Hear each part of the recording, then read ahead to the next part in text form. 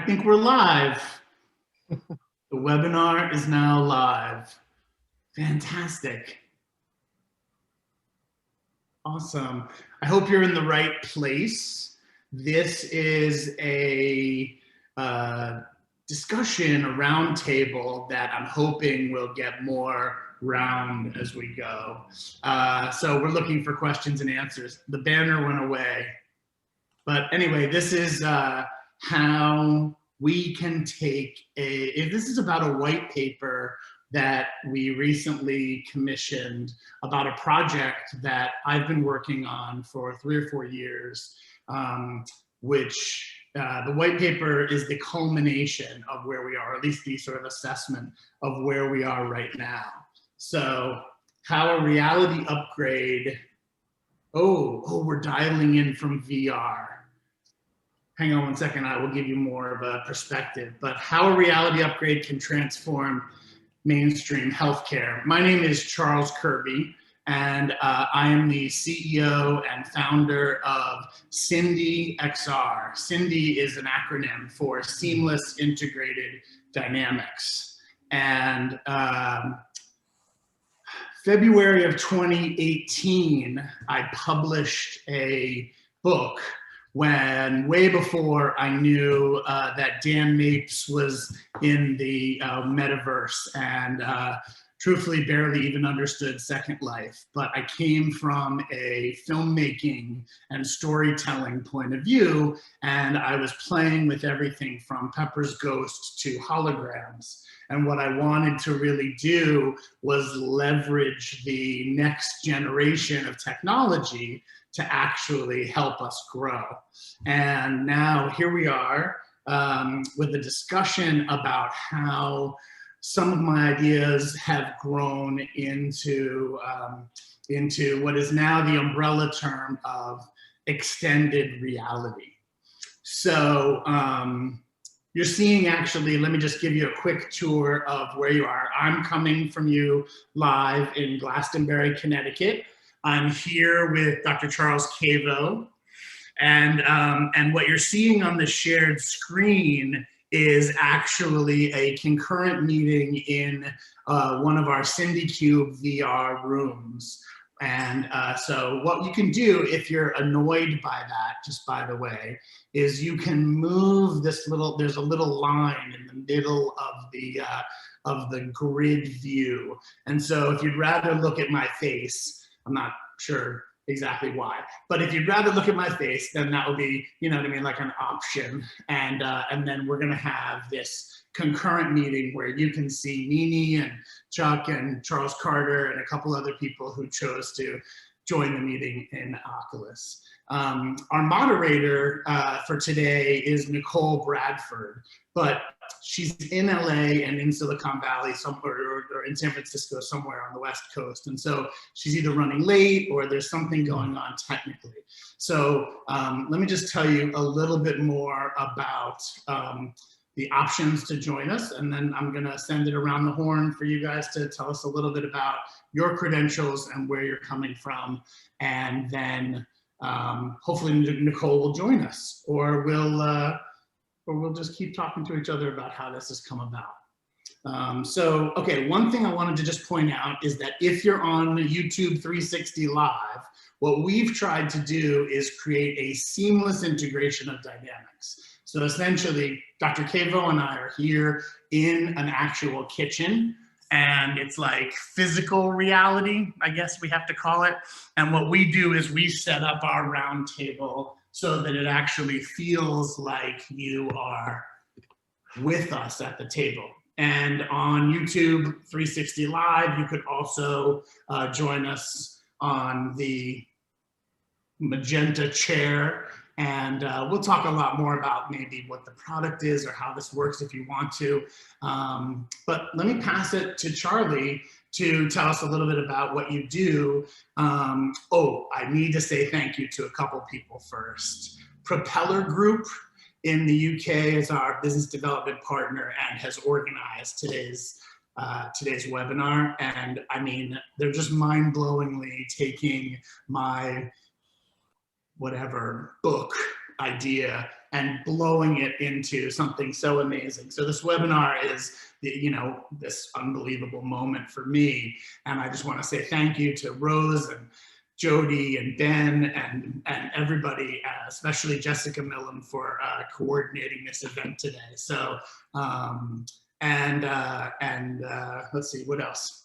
Pounds Transformation is where we are today in Glastonbury, Connecticut. And Dr. Cavo and his wife, the CEO, Michelle, have done a number of amazing things here. And basically, this white paper started with a partnership between the two of us. We're old friends. Yep. And post-COVID, everything changed in the healthcare world, the remote patient monitoring world, and what you do. So all of a sudden our paths crossed in a way where we found each other and we thought that augmented reality, virtual reality, mixed reality could actually help your patients. So let me pitch it to you for a little bit to tell us a little bit about what you do, and thank you so much for hosting us here at Pounds.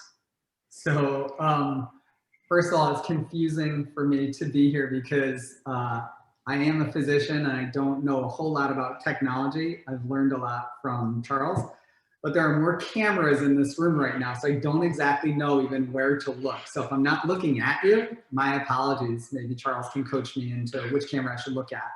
But in any case, so we started a medical practice in our kitchen. I've been practicing OBGYN for about 20 years, and patients were very frustrated with regards to how they were unable to control their weight.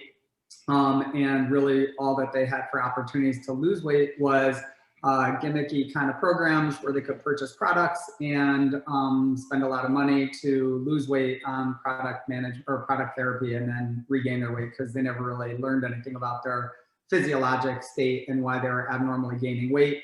And the other option they had was surgery. And that just really would always grind my gears that those were the options that people had. And so it really, when you think about abnormal weight gain and weight gain in general, it's an abnormal metabolic problem. And so even though our practice sort of is called Pounds Transformation, and so we throw ourselves out there that we're weight loss, we're really more about metabolic rehabilitation for patients, because when people have abnormal weight gain, they're metabolically having some sort of dysfunction. And if you do some blood work and take a good history and listen to the patients, you can diagnose the problems and manage those issues from a medical standpoint and help people sort of hack their metabolism and improve their health and resolve the issues that they might be having with regards to their weight. So that's what we had been doing, and we've been doing it really, really well. And we grew from our 2 patients in our kitchen to 3 larger offices in Connecticut, and we made it into a movie called The Magic Pill, and we were well on our way to like expanding and growth and being a familiar sort of name in households. And then COVID happened. And COVID was a huge industry disruptor for medicine in general. All the practices, all my colleagues, we all took a hit when COVID happened because patients couldn't come in to be seen, and we were forced into platforms that we weren't really familiar with. As physicians, we're not really tech savvy people, although our ego would like to say that we're great at everything. We're not. And so in any case, we were forced into this world of sort of Zoom meeting, FaceTime things, and trying to do telemedicine visits. It was awkward and difficult to make connections with people the same way you would when they're sitting right in front of you. And a lot of my practice is about connectivity and listening to patients and their problems and allowing them to trust me when they're talking about vulnerable, health issues that they've suffered from throughout the years. And that vulnerability that you have to allow somebody to feel comfortable with and secure with is very challenging to do on a computer platform. That was really tough. So in any case, it was during the COVID pandemic that Charles contacted me with his platform, which I had never heard about, and I still mess the terms up because I'm trying to get used to it. But I was introduced to goggles that you could wear on your head, and I would take roller coaster rides and get very dizzy. And but he introduced me to the fact that this technology could be used to help sort of connect me better and my staff better to the patients that we see, because there is more of a feeling of a presence. And that was a game changer as far as technology was concerned and how you could actually start to think about telemedicine. So in any case, I kind of rambled a little bit. I hope that gives you some background about how I came to be here at this table. I can't really tell you about APIs or we'll get into that, or information like that, but I can tell you that the experience that the practice has had with regards to how this technology can serve patients, especially patients that are interested in technology like this, which seems to be a pediatric group, which is very important to us because the growing population of childhood obesity and adolescent obesity it's just off the charts. And we as medical providers need to do a better job at addressing that issue rather than making kids feel blamed and shamed coming in to see a doctor that specializes in weight loss. It's probably the last thing a teenage girl wants to do is come see me in my office. But if they can come see me in headgear, it's a game changer. So I think what Charles's vision is amazing and has so much growth potential that I said, hey, definitely you can come into our office and set up our pharmacy, which is our kitchen here in one of our offices, into your kind of domain and make it rain. So that's what we do. One of your patients said to me that the food is the medicine. Yeah. Yeah. So I'm going to pass it off to the two other people on this call who have been so treasured to me as a voice in my ear. I'm going to start with Marie, and then Marie, maybe you can pass it to Pierre, and you guys can just give us a little bit of where you're coming from and what you do in life, and also how you sort of frame this white paper that you've been a part of, which thank you very much.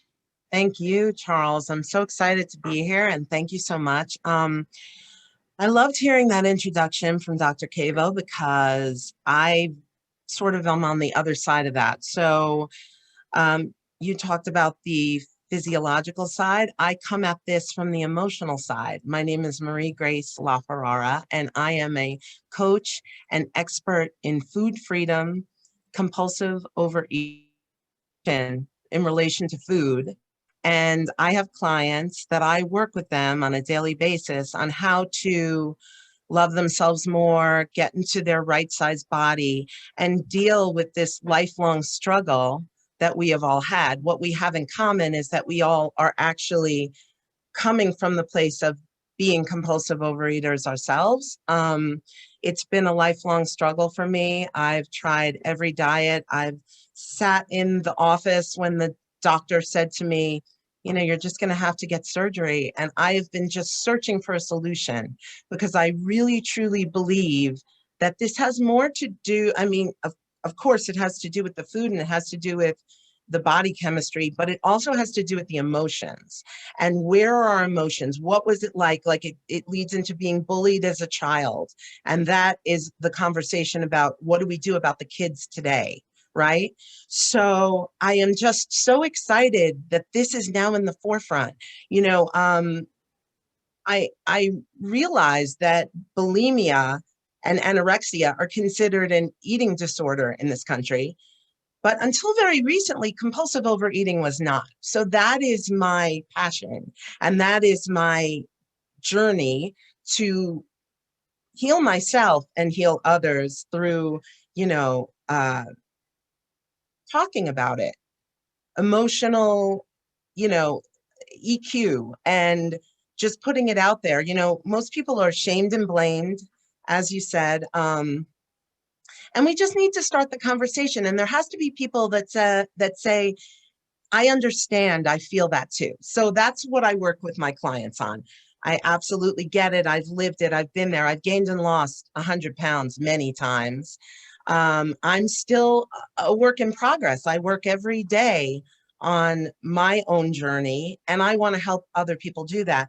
Now, where the white paper comes in is when Charles approached me about what he was doing, I thought, how incredible. You know, the pandemic has opened up this need for other platforms, and now we have this conversation going. So as far as what I can see that XR can do, I think there are maybe the younger generation, how they relate to all this. Maybe when they're in the XR room, they can share more when they feel like they're not being vulnerable in a certain way, and it could get them to a different vulnerability.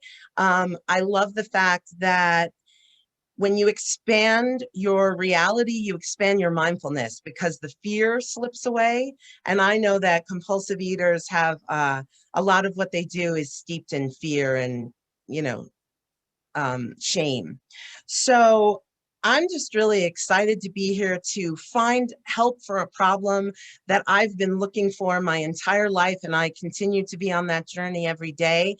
And I think just opening up this conversation is so exciting, because at the end of the day, I don't feel that there's a solution to this problem. Like, it's not one size fits all, but there's not enough out there. Like Dr. Cavo said, there's gimmicks and starvation diets and workouts. And, you know, coming from the point of someone who's been overweight all their life, they're not going to work out. They need more. They need something that connects body, mind, and spirit. And that's what I do. And I'm so excited to be part of this conversation. And now we're going to talk to Pierre and what he has to say. Thanks. Thank you, Marie. Yeah, so my background is slightly different in the sense that I'm an academic, and I study and teach organizational behavior, which is basically, you know, social psychology applied to how people act and behave at work. Let's say my conversation with Charles on Sindy and all the whole topic of virtual reality started around this idea of how this how can this technology be helpful for people at work. And kind of expanding on that, we arrived at the topic of today's conversation, which is how they can help in for healthcare. And one of the things that I do in my research is to focus on how different age groups react differently to certain stimuli, including, in this case, we're talking about, of course, technology, VR, augmented reality. So what is the potential of this technology from this particular point of view? There are, again, two different elements that I think apply differently to different age groups. And then it would be interesting to hear more from the expert in the field. But let's say from what we know from research about how different age groups relate to technology and what their needs tend to be, younger age groups have a problem with engagement, right? And they have a problem in the sense of they need to be convinced to engage in certain activities that they don't perceive to be immediately related to their interests and well-being. And this can apply very easily to healthcare because, of course, as a younger person, you feel more invincible, you have less focus on these type of topics. So gamifying the experience through something like what virtual reality can do is actually something that we know works very well for customer engagement, works very well for employee engagement. So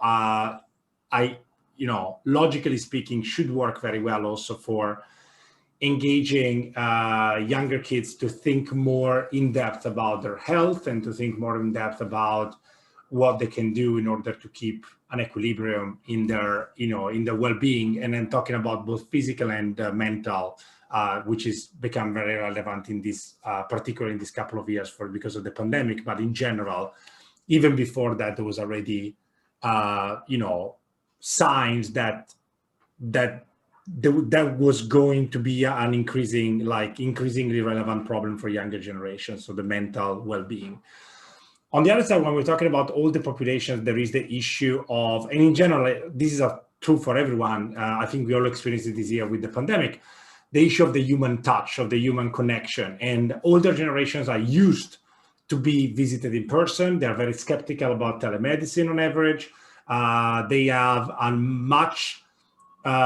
a much stronger bond with people, with doctors, but with people in general, where they can meet in person. They have a need, actually, in some cases, to have these interpersonal interactions because maybe they are alone. They don't have family close by. So even having this interaction with the doctor is part of their routines. And of course, the pandemic kind of disrupted all of it. In general, people might not be able to personally go. And having a Zoom call will not cut what they actually look for into these interactions. So maybe having something where they have the feeling of exploring a physical space, like in these technologies, might help them to feel more connected, and might also help, the physician to get more information about their well-being in that particular moment in time. We know that in general, when things are visualized in a more engaging way, this is true across generations, right? When things are visualized in a more engaging way, people tend to feel that they're getting more out of the experience, right? So more benefits, more engagement, and more enjoyment, depending on the experience. So again, this is something that can help, has been suggested to be helpful for remote workers who maybe feel disconnected from their colleagues, because again, for some people it might have been a very good experience, but for some others we know it has not been a very nice, particularly those living alone, for example. So, translating that to healthcare, this is something that we could expect the tool to help with. So I'm sorry if I appear distracted. I'm trying to see if Nicole, is able to jump in, because I can hear her voice in my head, and I can hear her saying, yeah, Charles, that's great, and you're absolutely all right about the engagement issue with Gen Z, but how do we really do it? And one of the things about the white paper, as we collaborated on this discussion, was what do we want to actually, do? It felt kind of hypothetical. So, there's a question, Matthew Hartley. I hope you figured out. You're welcome to jump into that VR. Sindy XR, Sindy XR, can be downloaded with that link that we sent you in the chat, and we can also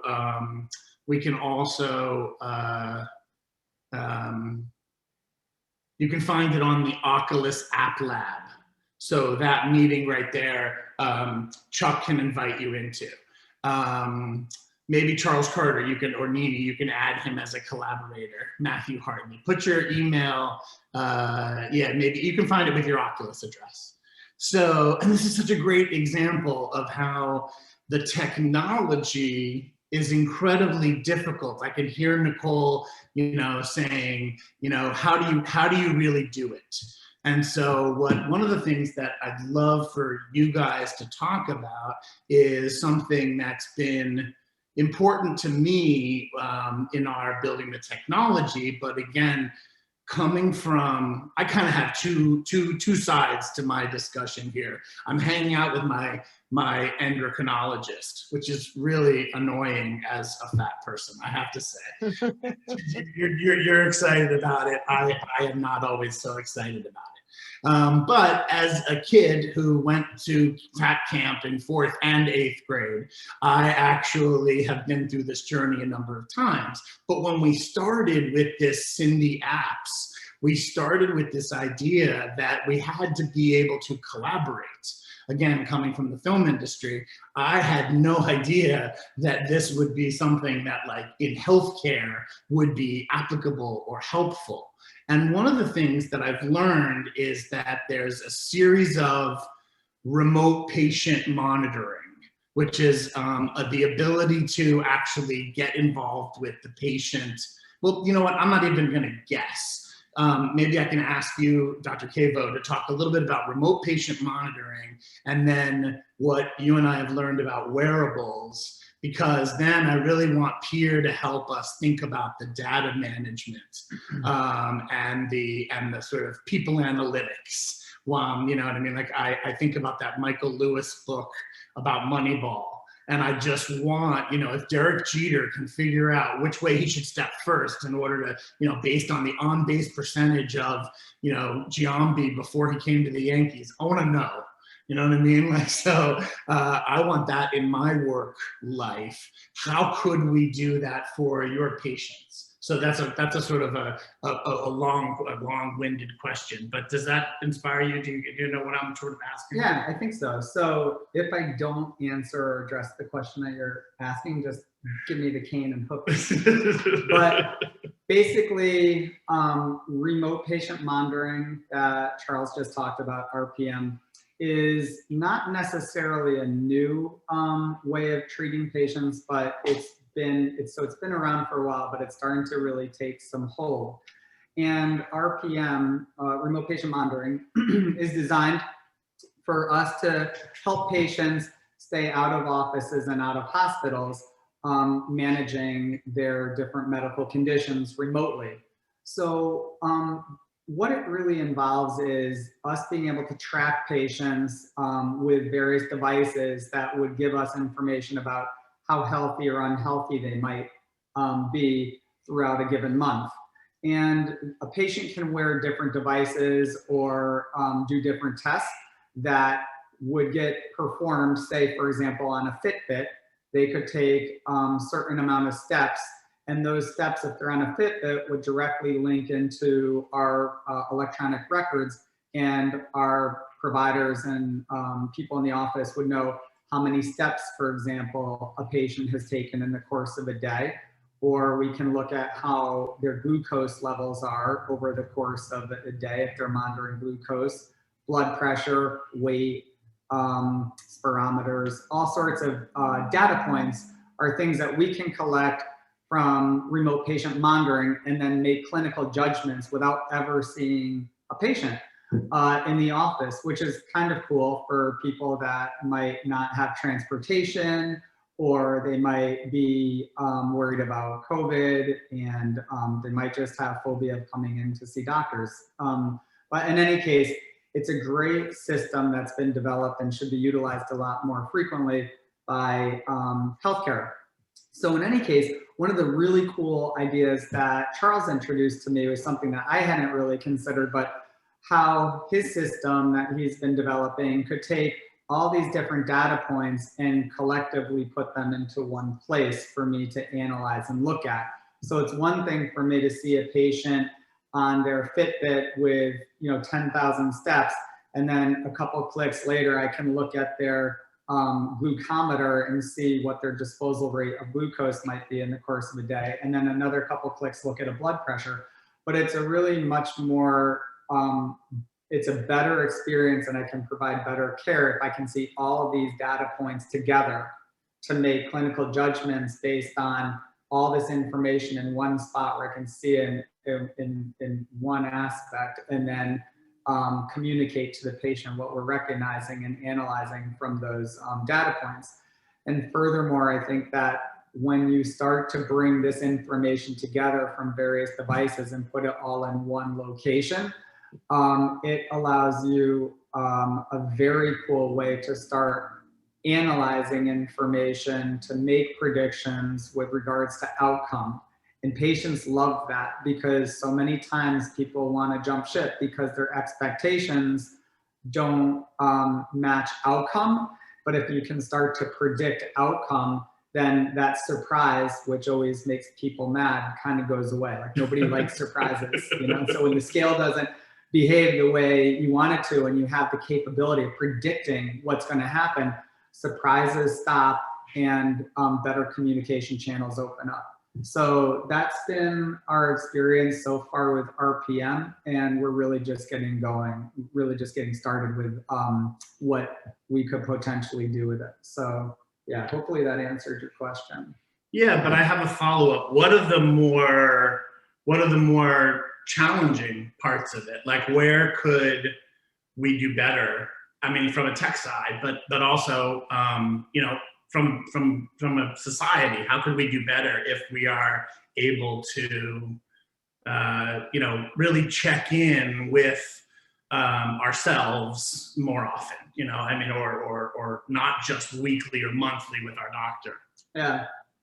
So I think where we could all do better is, that's a good question. I think curiosity is probably where people need to sort of channel their energy, because if you have curiosity about your health and it creates a more mindful approach to your health because you're curious about it, then things might start to fall into place better and we'd see a healthier community.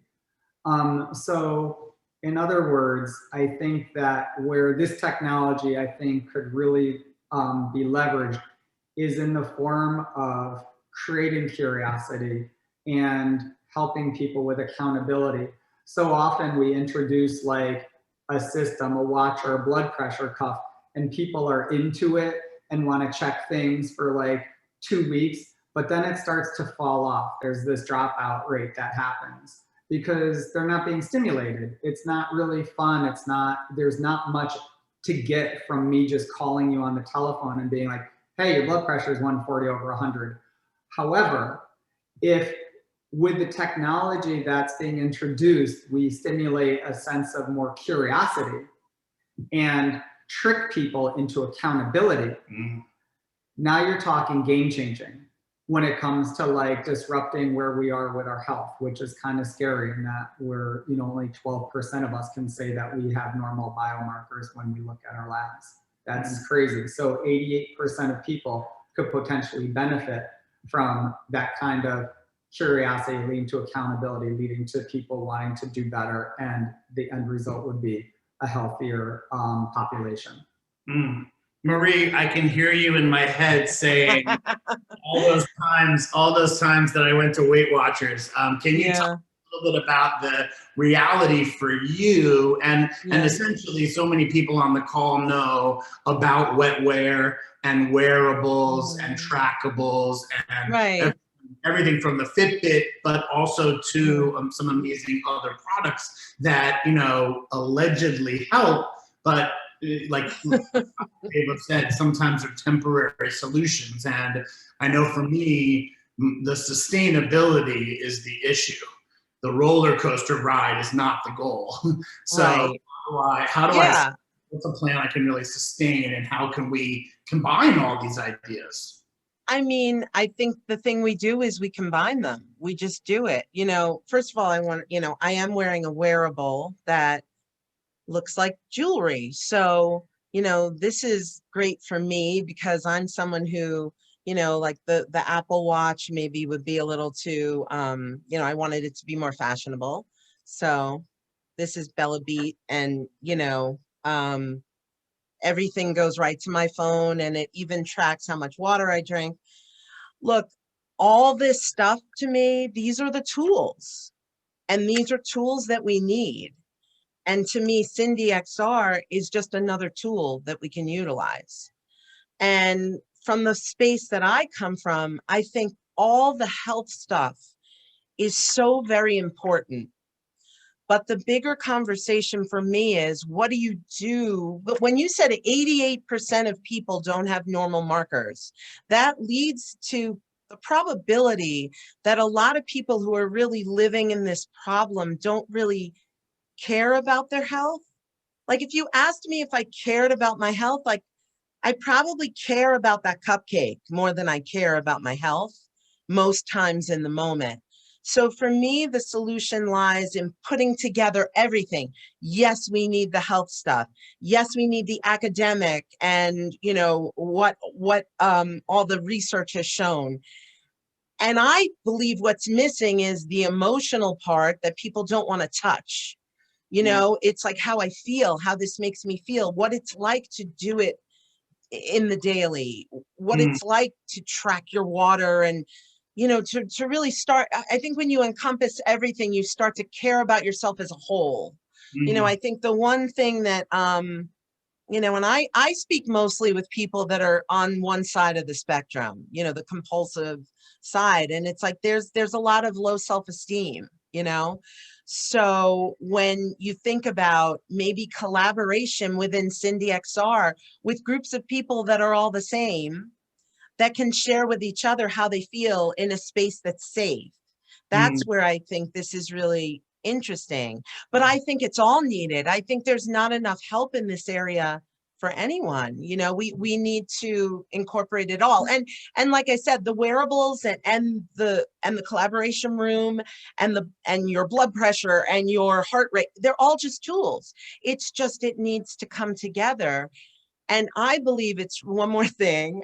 I believe it's related to, you know, in the topic that we're talking about right now, you know, we're supposed to be perfect. Like, no one has this problem, you know, yet 88% of people have some sort of problem in relation to their health.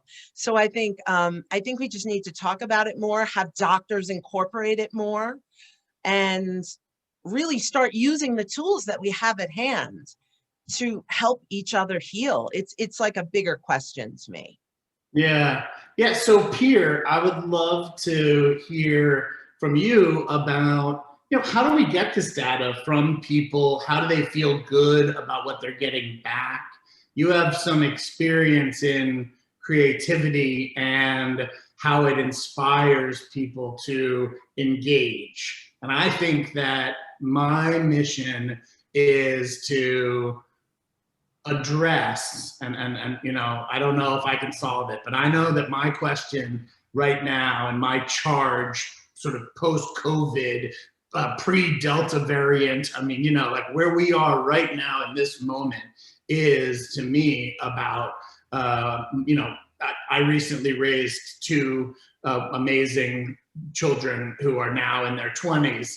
And so the past 20 years, the first 20 years of the information age, has been a journey where all of a sudden my 10-year-olds, it's twins, my 10-year-olds were at the dining room table talking about their tweet being more important that day than what happened at the dining room table. So, you know, at my house or their moms. So, you know, it's like a lot of this project has come from that generation growing up, having these native tools, and then figuring out how we can manage that data. But Pierre, how do we engage deeper and not let us get further into our isolated bubbles and come back together, stay together, but stay digital, because that's a fact, right? What kind of work with, maybe you want to talk about Dr. No, I'm not really sure if that's appropriate here, but I know we have some British, you know what I mean? Like, you know, so let me ask you, how do we help with the data and engagement? Yeah, so I think the tool in itself has a lot of potential for increasing engagement, because as I said earlier, the people are getting Zoom fatigued also because it's a two-dimensional context, right? So even just the sharing of information is always share, you know, it's kind of one directional. You can only share one screen. You can put stuff in the chat, but then people do not notice it and so on. Whereas being able to move in a virtual space and, you know, like the one we're seeing right now on the screen, going forward, you can also do it with your Oculus, with your visors, and like have actual experience of a physical space in virtual mode. So there are all these things that definitely will be the future of how we can engage remotely compared to Zoom. And I mean, Zoom has been an emergency tool, right? It was the best available thing. And if you think about it, the reason why it became so popular, apart from, you know, more technical reasons, security and stuff like that, compared to Skype, which before the pandemic was by far the most utilized tool for doing the same exact thing, is because of the flexibility it allows in order to have like more interactive and meaningful conversations, right? And that's a very basic tool again. So I think the direction is that one. In terms of gathering data, I mean, I think the technology is already there for what concerns the more classic health measures, because you have wearables, you have, stuff taking, measuring how much you're walking or doing exercise. You have a lot of things you can do. You can decide which medical data you want to put on those systems. I mean, Matthew was talking about it in the chat, but there are many. I think the next step is to find, and there are already, I know, technologies doing that, but kind of in an integrated way, to find a way to measure stuff that goes beyond the classic healthcare measure that you can take. So again, well-being is very subjective, right? So there is evidence, for example, that the perception of positive affect, of being happy or being sad among the elderly, there is sometimes a very strong disconnect between what you would get from the biometrics that can get at happiness or stress and what they actually report. Whereas for younger people, they tend to be kind of overlapping, when people feel that they are safe in reporting their actual emotions and so on. Of course, when there is like no desirability bias, there is a lot of overlap. Whereas with older people, this overlap is not there, which means that you have to work, of course, you have to work on both, right? So you have to work on both dimensions in order to make it effective. And right now, we don't have very good integrated measures that put together the subjective well-being elements and the objective, the more, not objective, I don't like the word, but kind of physical well-being elements. And I think that's this next step, is to have this data together and to make sense of how these data go together in a more comprehensive way. Because right now, as I said, there are studies on positive affect and there are studies on other things. Even the perception, like our experience of time, for example, could be a very relevant thing for the future of work and the future of healthcare. So did I spend 1 hour doing a visit and it was painful versus I spent an hour doing a visit and it was fun? So I didn't feel like it was an hour. I think this is also something that in organizational behavior is becoming a very important variable that people are focusing on. And I think that applies to work, that applies to healthcare, that applies to even to education, schools, and so on. So how do you create flow, the concept of flow, right? That you are like not experiencing time in a way, and time passes by, even when you are in these activities. So these are something that are measurable through surveys usually, but finding a way to make it a little bit more analytics driven, and having an app that kind of puts everything together, or a website, whatever, is probably the next step in that direction. Yeah, I think that these devices, right? I mean, Facebook's going to figure out the adoption rate, and amazing companies are going to figure out, like BioSense is going to figure out how to get me through my morning of intermittent fasting. You know what I mean? Like, and get me further into my day where I can actually reset my pancreas, or is it my pancreas? Insulin, reset my insulin. That I can, I'm so glad you're here, that I can reset my insulin. And so, but I still really, I don't know, let me just take a second, because, okay, it's 1/4 hour. And so we're going to stop at the top of the hour with the four of us talking, and we're gonna move into my personal Zoom room, which is in the link, so that we can get a little bit more of this going. But Matthew in the chat makes an excellent point, which is I really want to emphasize, which is that Evergreen Life in the UK is doing a similar thing. And so, Sindy XR is just simply the past 3 years taken my book and manifesting it. I had no idea what was, what I was gonna find out in the subsequent 3 years. So there are some amazing other companies doing this that we're looking to give the patients at Pounds Transformation and, in Marie's clientele and Piers students at London Business School, the best form of collaboration that they can,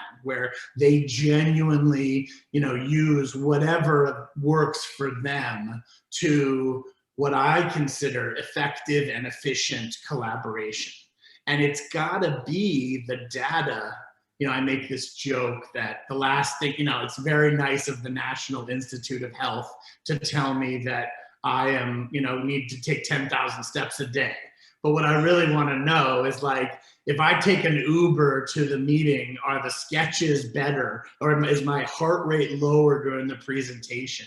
Can I put on something like this? Or are my developers in India actually engaged in the process in a way? Because that's a bunch of 25-year-old gamers who are building something that we don't know what the end process is. It's constant iteration. So those kinds of collaborations are where I am practicing, this question, and then using what I think is a triangulation of data, right? Like, we've talked a bit here about, engagement in data, but I think the third leg of the sort of stool, is that you need the moment right now. I want to know right now where I am, and how does my GPS location relate to it, and how did I get here? So, but I'm gonna stop talking because I think I see Nicole Bradford on the call. Good morning, everyone. Good morning. Good morning. This is completely my fault. This is 100% my fault. I have no idea when this discussion was supposed to start. Well, let's start it now. I'm assuming that you guys have already really dug in. And so what I'm curious about, as I was looking at across the products, and then across what everyone was working on, was really sort of for the next generation of connection at work, and for the next generation of connection with healthcare. How do we truly use these technologies in order to not just facilitate interaction, but to facilitate deep connection? And so I'm wondering if you've already addressed that. And if not, I'd love to hear what you think, Marie Grace, and also you, Pierre, excuse me. Yeah, we did talk a little bit about it. Like I said, that's the thing that's missing. And, I have been reading a lot about how EQ is like the wave of the future, right? So how do we marry all these things together and use that to help us heal ourselves? And, like we were talking before, your thoughts create your actions, and how do we bring that to the table? So putting that layer of, we've got the body, we've got the mind, and then where does like your own spirit come in with this? And I think putting it into a VR room, I think it's an interesting conversation, because I think everything falls away and you just sort of have, your mind, and you can just completely dig in and feel like your body has sort of fallen away. I think that's what I feel when I'm in the VR room, Well, I think one of the new things that people are talking a lot about as it relates to school skills is not just it's not just EQ, but also adaptation, and the ability to adapt. Mm-hmm. And so I think that VR actually also presents a great opportunity for that as well, because the world is never going to be slower than it is today. All it is going to do is continue to accelerate. And so the ability for VR and products like Sindy to be able to combine, EQ,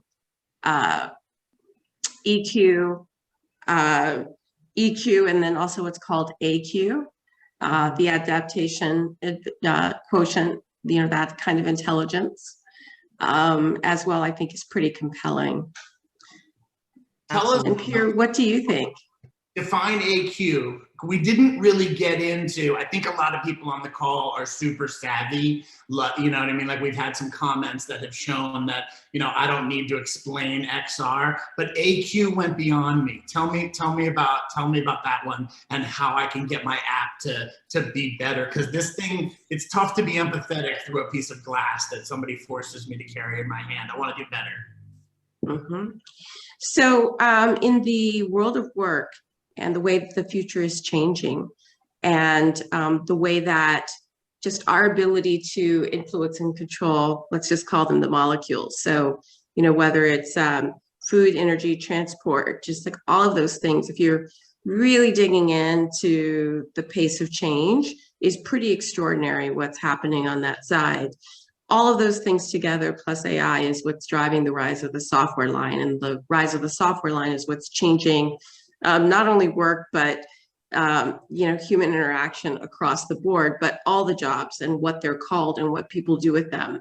And so to Marie Grace's point, the rise of EQ, the acceleration of EQ, is because the roles and the tasks that are left are the ones that are tightly tied to human interaction, to human solving problems together, really at the core of what you're doing, but with the layer of not just being in the same space to do it, but being better at it when you do it together, because that's literally what's going to be left.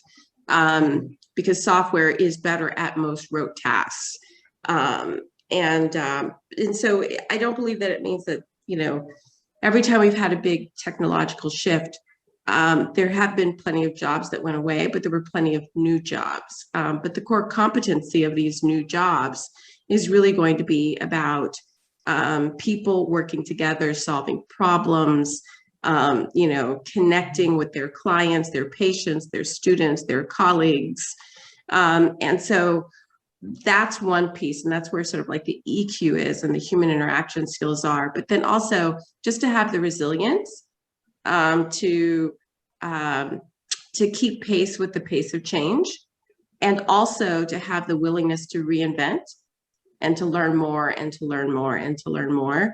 It's predicted that someone who's, for everyone on this call who's got a small child, your children will have over 17 different jobs in their career, like over 17 different jobs, like big chunks. We're not including their kid jobs, but like once they start their professional careers, they will have over 17 different major roles across their lives. That has a little bit to do with longevity too, but because of that means constant change. And so that's where the adaptation advantage and the adaptation skill becomes really important. It allows you to learn, it allows you to absorb change. And then that married to the EQ is really going to be the key. And because XR has the ability to create lots of different environments, I think it plays a big role if people are very intentional, also about helping people with the adaptation as well as the connection for work and for working with clients and that sort of thing.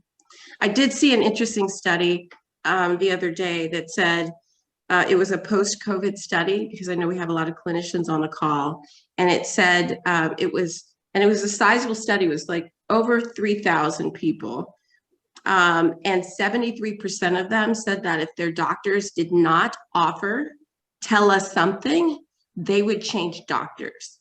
Mm. That is a fundamental thing, because the level of trust that's required with your physician. 73% of these 3,000 plus people said that post-COVID, if their doctor offered zero tele, they were gone. So I think that's really interesting. If patients want to be told something by me? Well, yeah. I mean, does that study prove out it pounds? I think that, hearing what you had to say, a couple of things. One, with regards to the generation that Sindy XR might be addressing, I think we're seeing a big shift in medicine right now, where patients are being much more advocates for themselves in seeking out answers for their health, and actually not trusting their physicians as much as they may have done a while ago. I think the younger generation is questioning information appropriately, and then with the amount of information at their fingertips and their ability to get that information, and then not necessarily challenge their physicians or their providers, but ask good questions with regards to what they've read, with regards to results that they might have noticed in blood work or in imaging tests has led to a new sort of era of self-advocacy when it comes to patient-doctor relationships. And maybe it's through those questions and advocacy for their health that they would leave their clinician if they don't have appropriate responses. For example, just earlier this morning, I saw a patient who very clearly was well on her way to becoming a full-blown diabetic. And she was an educated younger person. She was in her 30s. And she had done her research. She had sought out her primary care doctor and asked what she should do about it. And the information she was given was, it's part of the aging process. That is not true. That is not part of the aging process. You do not become a diabetic because you're getting older. So in any case, she changed doctors. She's leaving. Now, whether or not she falls into the category or the percentages that you're speaking of, I'm not sure. I think I can clarify something. So it was if they offered no telehealth. So, you know, for example, right now I'm managing the care of an elder and I live in a different city. Yep. And so we use telehealth to be able for me to go to, you know, and she has a hard time getting around. So basically like the big meetings we do in person, like when, you know, like the big ones that are about the directionality of her care. You know, or about, you know, big surgeries or things like that. We do that in person, but it's easier for us to do all of the other appointments via telehealth.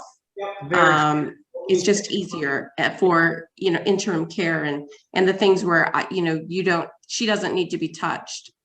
Yep. For the doctor to understand what's going on. So that's what the study was about. It was really just like people are like, it's more convenient to do some of this digitally. And they want to mix, and I think they want a hybrid. And we're seeing that, I think, not just with, you know, not just with work and not just with health, but also with work too. I think ultimately what we're going to see is that people are going to mix it up. So some is going to be in XR and VR, and some is going to be in person. And it'll be, you know, I think, you know, great. My own personal opinion, I think it's going to be great for the docs. And I think it's also going to be great for the patients and also coworkers to use each environment for what it's best for. Yeah, that's definitely true. I'm 100% on board with the fact that if you're a practitioner and you don't have the capabilities of doing telehealth, you're probably going to see your practice start to dwindle if we see a lot of patients converting over because their doctor just wasn't doing telemedicine. It's definitely an advantage to be able to offer that to patients. Might be too sick to leave, or they're in my field, they might be too uncomfortable. It might be too painful for them to, you know, get out of the house and get in the car and come and see us. So the idea of telemedicine and being able to leverage that in healthcare is very important. So we have a question. I'm ignoring the top of the hour because this is way too interesting. And I want to read a question from somebody in the VR simulcast or whatever we're calling it these days. So the patients, I think it's relevant right now, and I definitely, Pierre, you're being way too quiet. You got to get into this one.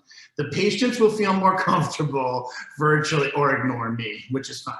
The patients will feel more comfortable virtually learning and checking in with the provider because they can do it without physically themselves. They can do it without physically themselves to someone else. The patients will feel more, does that make sense to you? So I think what they're pointing out, I think what they're pointing out is something that's without a doubt true. When you're in a doctor's office, again, it's definitely a vulnerable place to be in for a lot of patients. And I think that when you do check-ins for remote patient monitoring, for example, or check-ins through VR, there's still a connectivity, but it's not necessarily the connectivity of being right there in the room. And so I think you're going to have a higher sort of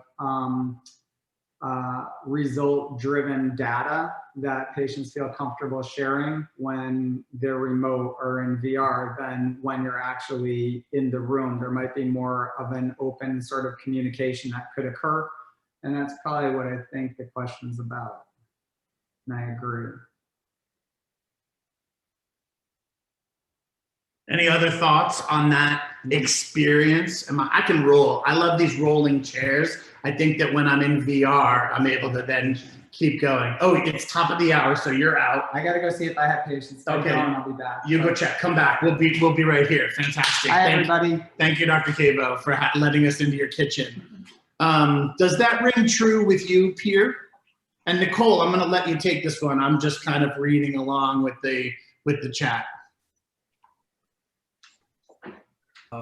Nicole, do you want to go first? Should I go first? I can go first. Okay. Well, I think that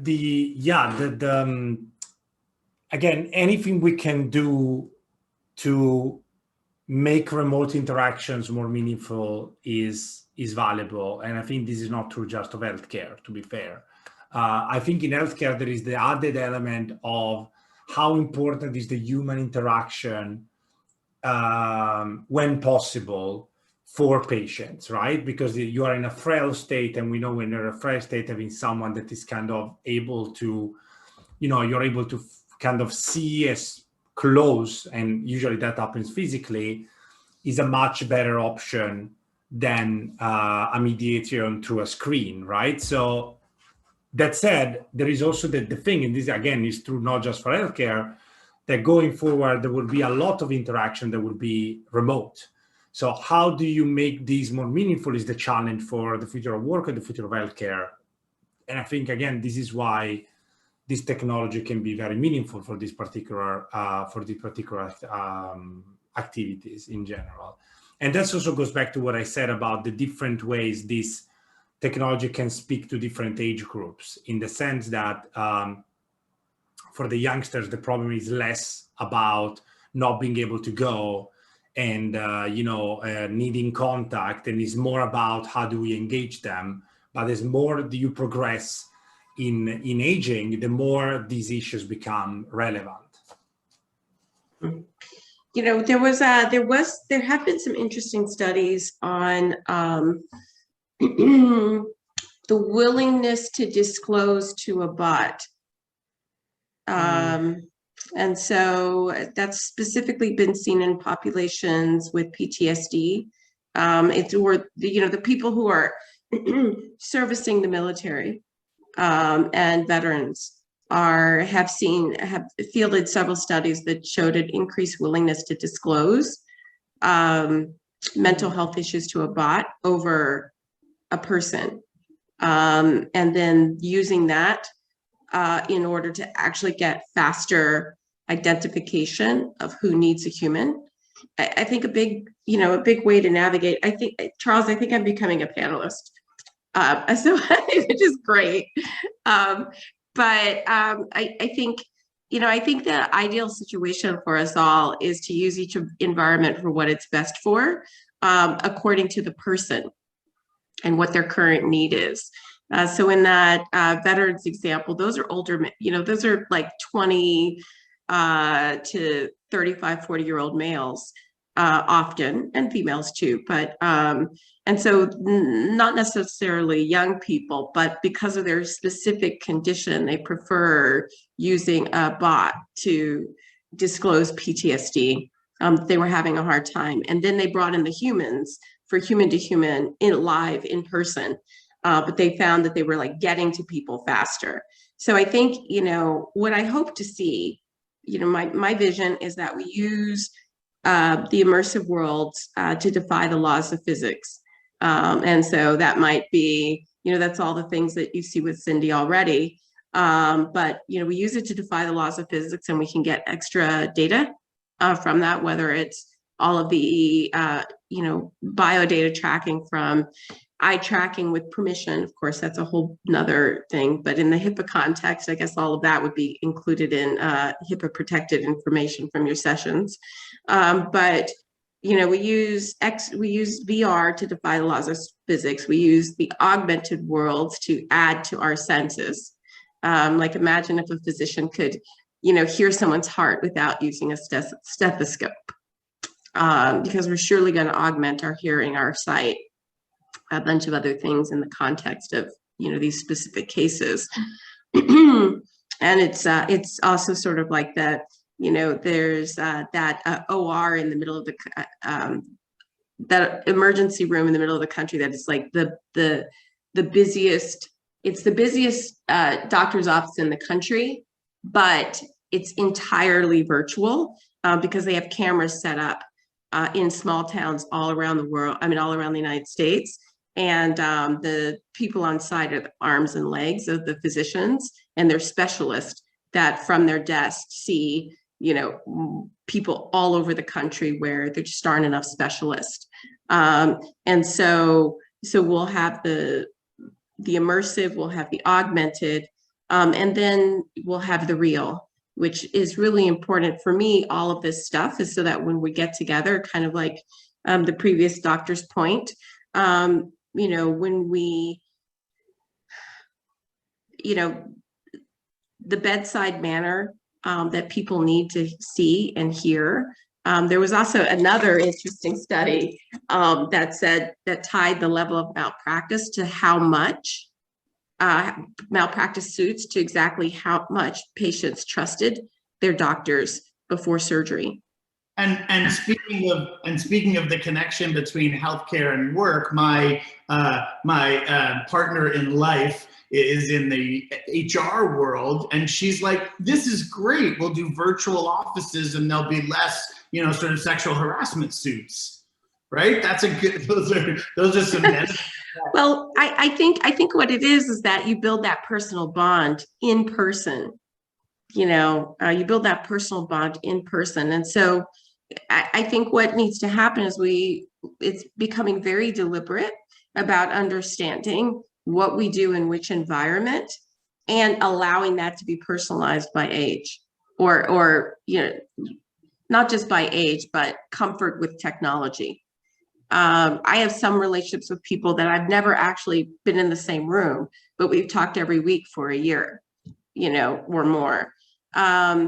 But I think, per the previous guest question or point of view, there are parts of a relationship that you can only solidify in person. And so it's like, okay, well, let's do those in person, whether it's work or healthcare. We'll do that in person. And then we'll use augmentation for what it's best for. And then we'll use the immersive environments for what they're best for. And it'll be ideally, I think, a win for humanity and healthcare and work is that it's an integrated solution. Nicole, I loved what you said about the PTSD, because it made me think of my clients. And I think that when people have addiction problems, I think it does feel like you have PTSD. You have PTSD from your life, and you can only express that in a certain way. And I feel like the collaboration room would be such a great place for people all like-minded like that to come together and be able to express themselves in the same, in the right way, because that's what it is. It's like we all have PTSD a little bit, Yeah, and we want to shout out to the heroes, right? But and I don't we don't want to equate. No. I mean, like emotionally, I hear you. Mm-hmm. So there's a question in the chat that gets into the nitty gritty a little bit, which I'd like to talk to you guys about as our kind of our last subject, which is basically realistic digital worlds versus what I call abstract digital worlds. So there's a question that's essentially. Hang on one second. I'm just going to quote, just sort of make sure I get this correct. it seems in the live VR, which Chuck was showing us by sort of sharing his screen before, that the circle, that the chairs are set up for a bigger audience. And so for Sindy, what we did was we built different environments based on different genre of collaboration. So I'm coming from a filmmaking point of view. I am thinking, okay, well, it may be more acceptable for users to collaborate in a space that looks more like an architect bullpen, or a social event at Sundance, than what because that's kind of like what I'm used to.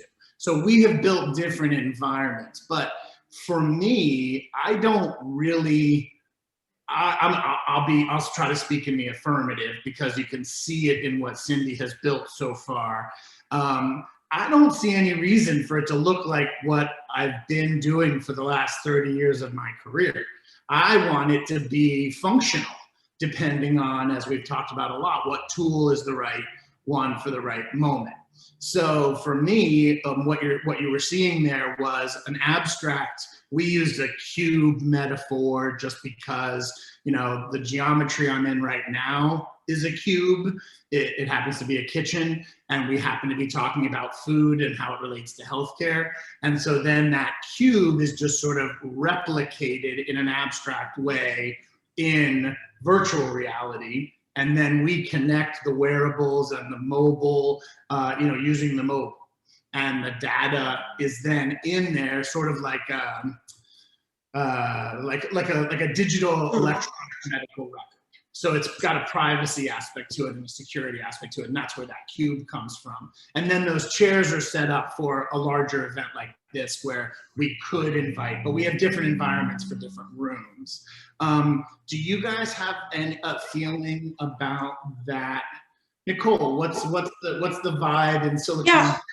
Well, I mean, one of the things is that the uncanny valley works in a variety of ways. And so on the scale between, abstract and hyper realistic, unless it's actually really realistic, an attempt to be realistic is, there's trade-offs. So a couple of examples would be hint of connection, hint of touch. There's a great company called emerge.io that's using ultrasound to give a sense of touch around digital objects. A hint of touch is actually a little bit better than haptics done badly. So sort of like digital gloves, and because it doesn't actually feel like touch yet. And before it pre-feels like touch, if it's set up to be touch, but doesn't actually feel like touch, then we don't accept it. So there's an uncanny valley there. The same thing is happening with scent, in digital environments. So previously, there would be like these attempts to do massive scent replacement. And it turns out that's actually not how human scent really works very much at all. It's suitable, and you can see it with ODB, it's suitable to have almost like a spritz, and then the inhale and the exhale is enough of a pump for scent. The same thing is happening with, for me, there's with the space that I'm in, there's a lot of sort of relaxation VR where people put you into forest. It sort of turns out, if you believe that you're in a forest, or if your brain believes that you're in a forest but doesn't smell like a forest, you actually get a little angsty, because it's supposed to smell like a forest, but it doesn't. And so there's sort of a trade-off. I think eventually we're going to get to hyper-realistic everything, but down the road. But it's again, it's really about to what purpose and to what end, and being very thoughtful about it. And so the abstract can actually be super helpful, because then people don't bring a ton of judgment to it about what it's supposed to look like. They can accept the core of what it is, which might be connection with one another, or with your physician, or something like that. So, this I think goes back to Pierce's point. It's sort of to what end, who it's for, personalization, what's important. And the same thing goes for the trade-off between abstract and hyperrealism. And I guess the point is that it's like, you know, on certain things, until they're really, really ready, it's better to, you know, go in the other direction. I was pleasantly surprised with the abstract aspect of it, because at first I thought, oh, you know, if it doesn't look real, how is it going to work? But once I got into the room, I thought, this is actually perfect. It helps communication if it is abstract, in my opinion.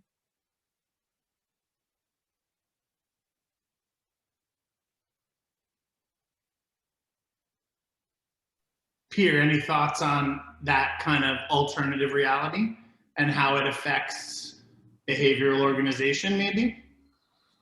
I mean, the recent research on like how, counterfactual thinking even is not immediately related, but kind of daydreaming. These type of things are, you know, can be positive for a lot of, you know, outcomes that are desirable, from, again, well-being to creativity and, you know, so yeah, in that sense, I think it could work. I think one key feature that would play a role here is what this augmented reality is, right? In the sense that if it's an office replicated, it has a lot of value. We already discussed that, but it will not engender this type of cognitive affective processes. Whereas, yes, if you create a space for meeting that, I don't know, looks like a garden, or I don't know, whatever, I'm you know, kind of improvising here, but I'd say that looks like something that is generative in that particular sense, then you could maybe accrue some of those. I mean, this is not something where, of course, there is research, because we're talking about a relatively new technology, and I'm not aware of any like application where this has been used in a way to create something that looked different from the actual work environment. Because even like the room we were seeing before, there were the walls, and it was kind of an augmented type of thing, but it was the version of what in a lot of companies call war room, where you put post-its all over the wall on the things they're working on, right? Is a cooler version of that. Right, I think right. To get to those processes, you need something radically different than that. So again, the example of the garden is a very random one, but you can think of others, of course. Yeah. Okay, so I'm going to try to migrate this conversation just out of respect to everybody's time, which I blew right through, and my disrespect for everybody's time. So we're going to leave this webinar open for a little bit, but say thank you so much to everybody who put in your time and your energy, and I will definitely, you know, I cannot wait to find out what happens tomorrow. What do we do next? So thank you all. And I'll be in, there's a link in the Zoom room. I'll be in the panel, in there for any more networking or open conversation to make this as much more of a roundtable if anybody's interested in continuing the conversation. And cheers, absolutely. Thank you. Thanks for having me. Bye. Thank Have you. a great day. Thank you. Bye.